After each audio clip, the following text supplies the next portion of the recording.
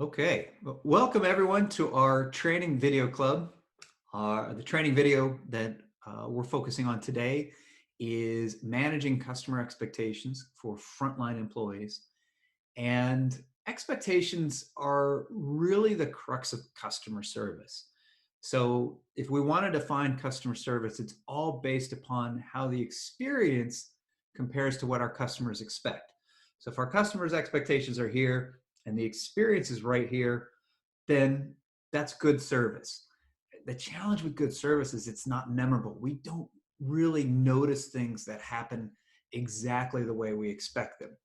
Now, if the service exceeds expectations, that stands out in a very positive way. Unfortunately, if it falls below expectations, that also stands out just in a negative way.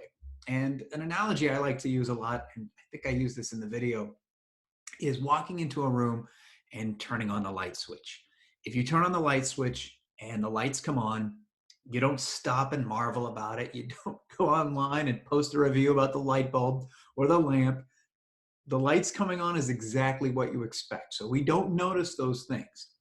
What we do notice are things, again, that are different than what we expect. So if you walk into the room and you turn the light switch and the lights don't come on, that could be a minor inconvenience or a major annoyance if you're in a hurry and something else is going on. So that's falling below expectations. That stands out in a negative way. Maybe once in a while you walk in a room, turn on the light switch, and you see a surprise. It's a surprise party. Hey, all your friends and family are there, which would really surprise you. That's a positive experience for most of us. So that's really how customer service memories are created. The challenge that we have with our customers is that their expectations are in different places. And one strategy that we can use to help our customers feel better is to make sure that they don't get too high or get beyond what's reasonable or even what we can do. And it turns out there's a lot of places where we have the ability to influence expectations and sometimes even set them. So, what I'm looking for you to do right now is share your questions from the course. What challenges do you face? What questions you have about the content? What observations do you have? And if you will, find the chat button and share that with me. And while you're doing that, I'm going to bring up just one bonus tip. So, I'm going to ask you to chat, share something with me, and I'll bring up one bonus tip that I'd like to share with you. I want to share a bonus truth, the tip with you, and that is don't hide the truth. Here's a challenge that I think many customer service professionals find themselves falling into from time to time. It's that moment where you want to share something with a customer, or but it's bad news, and so you're reluctant perhaps, or you know they're going to be upset or react poorly. So it might be, how long is this going to take? And you know it's going to take 2 weeks to resolve whatever this issue is. But sometimes, once in a while, it's taken, a week maybe. So you say something like, "Oh, I think we could do it really fast," or, "I bet we could get it done in a week." And in the moment, it might make the customer feel better. But what ultimately happens is later on, you've set the expectation. Now the customer finds out that's not the truth. Let's say you're waiting for a plane to depart, and the pilot comes on and says, "Folks, it's going to be another 15 minutes. Hang on." And you're like, "Oh, well, 15 minutes is not bad." The truth, though, is that it's 15 minutes before the mechanic shows up, and then the mechanic has to run a test. That'll take at least 30 minutes, and then 15 more minutes. The fastest we could possibly get out of here is another hour. Why did the pilot say 15 minutes? To make you feel better right now. But as soon as you find out, well, folks, it's going to be another 15 minutes, then another 15 minutes, then another 15 minutes, that's when people get upset. So even though the truth may be a little unpleasant, it's almost always better to tell the truth up front rather than the customers to experience an unpleasant surprise later on. So my bonus tip for you today. All right, so we have a shy group today. Okay, could be a short webinar. So Cheryl asks, when expectations cannot be met and the customer does not accept whatever we're offering, what can you do? And there's a few things that you can do. I would think about this in stages. So the first step, before we get to expectation management, if I have the opportunity, I want to help the customer feel better. So often customers are not going to accept expectations that we try to set if they're really upset. They're not going to listen to us. So if a customer's emotions are riding high, rather than jump right into expectation management, I'm going to spend some time helping them feel better. And if you were part of our training video club with working with upset customers, the last one we did, you probably remember some tips for this. So that would include listening to our customers, empathizing with them. I might want to understand them, acknowledge their challenges, find a way to relate to them, and then act. Some of you recognize Laura. So that's the first thing I would do. I want to make sure I can de-escalate the emotions. The second thing is I'm going to act. I'm going to try to set some reasonable expectations. And this is where the question comes up. Well, what if the customers don't accept it? Okay. Then I might do one of two things if that happens. I might ask some clarifying questions to understand the source of why won't they accept these expectations. And once I understand that, the other thing I might do is give them some options. And I found that when you give people options, even if they aren't great options, even if they aren't the options that a customer wants, then the customer still feels better. It's better than a no. So I'll give you an example. I unfortunately had to make an appointment to have a pest control professional come out, do an inspection. And I've had the same person come out and do inspections over a number of years. And so the way it was presented was, well, I asked, can you do Friday? And the person with the person I'm looking for, and the answer is no. The answer to that question is no. But I thought that the person I was talking to set the appointment, set a great example by giving me two options instead of just saying no. Can I have Steve come over on Friday? The answer is no. He's not available on Friday. But the options were, well, I do have an appointment on Friday afternoon with another technician who's really good, or I noticed that Steve is available on Monday. Which would you prefer? So the answer to my question, is Steve available on Friday? No. But I got two options, someone else on Friday or Steve on Monday. And I like working with Steve, so Steve on Monday it is. So Cheryl, I hope that helps. We think about, we got to keep the emotions in check first, provide those options, and set expectations once emotions are relaxed. And then finally, find a way to provide some options or understand the truth behind their resistance. I've got a poll I want to launch for you. It's kind of a quiz, actually. We talked about the concept of clear language in the video or in the course. And I want to ask you, which of these are examples of clear language?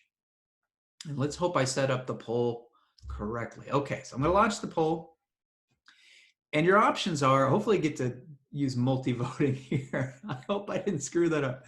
Your options are, which are examples of clear language? I'll get back to you by 5 p.m. today. The shipment should go out in 3 to 5 days. We'll fix that immediately. And I will follow up with you on Tuesday with an update. And you can pick, I think you're allowed, I think you should be able to pick multiple. So it could be all of them, it could be none of them, it could be some of them. So let's see what you say. Let's go through each one of these. So here's an example where you have the opportunity to set or establish expectations. And this is an area I'm seeing customer service professionals really struggle right now. So if I say, for example, I get back to you by 5 p.m. today, most of you said that's an example of clear language. And it absolutely is. That is very crystal clear. It's sharp. The only caveat might be is if we're working in different time zones. And for those of you who perhaps work with people in different time zones, you have to be careful. Whose time are we talking about? Is it my time? Is it your time? Is it our time? So we have to be careful about that one. But generally speaking, I'll get back to you by 5 p.m. today. That's very clear. The unclear version is I'll get back to you by the end of the day, or I'll get back to you soon. Let's look at the next one. The shipment should go out in 3 to 5 days. Here's the challenge with this one. This is unclear. Why? Because 3 to 5 days is a range. And what happens is when you say 3 to 5 days, your customers will hear 3 days. Many of them will. So even though, let's say the shipment goes out in 4 days, it's within the 3 to 5 day range that you specifically said to the customer, but they heard 3 days. And so they might contact you again after the third day and say, hey, where's my shipment? And you're like, I told you. So instead of saying 3 to 5 days, because we know customers don't always listen, you can say the shipment will go out in 5 days. And if the customer says, I'm a little upset about that, then we could talk about options or we could deal with that. But most of the time, hey, do you want a different guy on Friday? Or Steve can come on Monday. Most of the time, that's fine, right? We're not in that big a hurry. So that's not clear language because your customers will probably establish the wrong expectations with that one. This next one, we'll fix that immediately. Most of you did not think that's clear, and you're correct, because immediately to you might mean this week, and immediately to the customer might be within the next 5 minutes. So clear language would be establishing a very specific parameter in terms of when that will be fixed. And finally, I will follow up with you on Tuesday with an update. That's pretty clear. And if you selected that, I think that's okay. I would prefer to throw in a time. I will get back to you by Tuesday at 5 p.m. your time with an update on this situation. And if you happen to send an update sooner than that, great, you've come in above expectations. But if it takes you longer, you've come in below. And so that's where I'm really seeing customer service professionals struggle, because you have the ability right now to say, this is how long it will take. And if you say something and say it's going to be 5 p.m. today and it ends up being 10 a.m. tomorrow, well, why did you say 5 p.m. today? That's your fault. So we have to be really careful when we're setting those expectations and using clear language. Okay, because I have got one more question here. And this is a little bit different around not necessarily setting expectations with customers, but this is with employees. And that might be a challenge that some of you are dealing with. So Wendy asks, got employees who, I'm trying to paraphrase, so I hope that I get this right. I have employees who have been around for many years and they think that they are experts and they might not be continuing to learn. So how do I help them continue to learn and understand the importance of doing that? Well, people don't naturally like to learn unless there's a benefit to them. Now, some do, for sure, but a lot of us don't. And the older that we get, the harder it is for many of us to continue learning something new. It's comfortable to be set in our ways. So how do you get people who don't want to learn? We have to figure out what's in it for them. What's in it for those people who feel that they are experts? And there's a lot of different ways that you can do that. For example, if someone thinks they know a lot about something, can you demonstrate to them through customer feedback, through some sort of performance discussion, through the results they're achieving, that they know actually less than they think they do? So that's one option. That might open up the opportunity to learn. Can you demonstrate the benefits of learning? Hey, it's taking you this long to accomplish this, but if you learn this new technique, you can do it in half the time. So maybe there's a benefit to learning a new skill or a new trick or a new technique. It could be, sometimes it just comes down to a job expectation.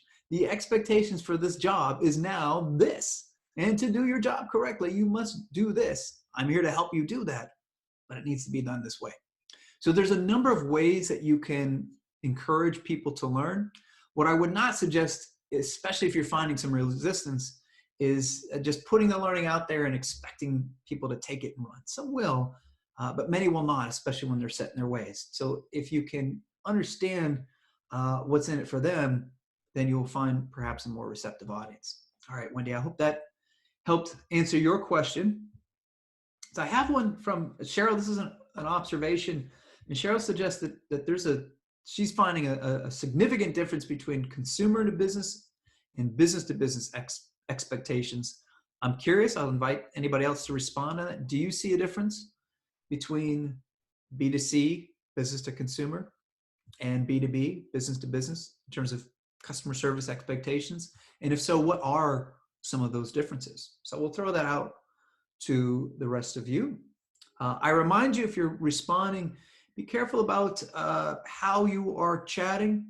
If you have selected it at the bottom of your chat panel, it says all panelists and attendees, that will go to everybody. But if it's just all panelists, that just goes to me and no one else can see it. So what do you think? Are you seeing different expectations from business to business, from business to consumer? Some more willing to accept options. Okay, that could be. And that might be back to what we were talking about earlier.